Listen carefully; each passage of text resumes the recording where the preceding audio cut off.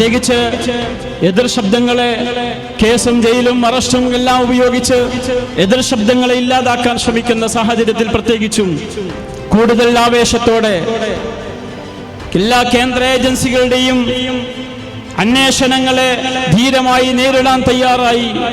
ജയിലാണെങ്കിൽ jail, അറസ്റ്റാണെങ്കിൽ arrest, വധശിക്ഷയാണെങ്കിൽ വധശിക്ഷ ഏറ്റുവാങ്ങാൻ തയ്യാറാണെന്ന് പറയുന്ന ഒരു സാമൂഹിക സ്ഥിതി, ആ അർത്ഥത്തിലുള്ള ഒരു ശക്തി ഇന്ത്യ രാജ്യത്ത് ഉയർന്നു വരേണ്ടതുണ്ട്. മുഴുവൻ പിന്നാക്ക ജനവിഭാഗങ്ങളും ഒന്നിച്ചൊന്നായി ശക്തമായി മുന്നോട്ട് പോകേണ്ടതുണ്ട്. 75 കൊല്ലം നമുക്ക് നഷ്ടപ്പെട്ടിട്ടുണ്ടെങ്കിൽ നമുക്ക് തീരുമാനിക്കാം, ഒരു 25 കൊല്ലം കഴിയുമ്പോൾ ഭരണഘടനയ്ക്ക് വിധേയമായ രാഷ്ട്രം രൂപപ്പെടുത്തുന്നതിന് വേണ്ടി ഞാൻ എന്റെ രാഷ്ട്രീയ നിലപാട് സ്വീകരിക്കും.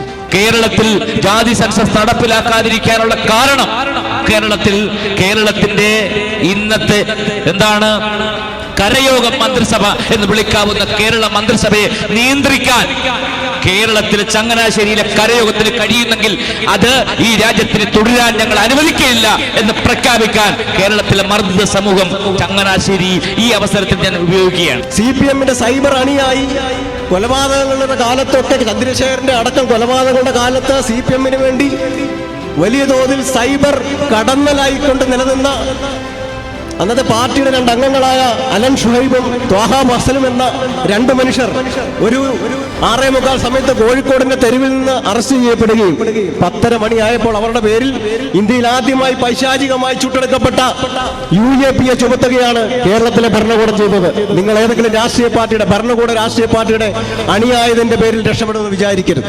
തൊഴിലവസരങ്ങൾ ഇവിടെ സൃഷ്ടിക്കപ്പെടണമെങ്കിൽ, നീതി നിഷേധങ്ങൾ നടപ്പാക്കുന്ന ഈ രാജ്യത്ത് അതെല്ലാം എല്ലാ അവകാശത്തോടുകൂടി നമ്മൾക്ക് നേടിയെടുക്കണമെങ്കിൽ ഈ കാലഘട്ടത്തിൽ ഈ ഇന്ത്യൻ ഭരണഘടന നമുക്ക് നിലനിർത്തിയേ പറ്റുകയുള്ളൂ.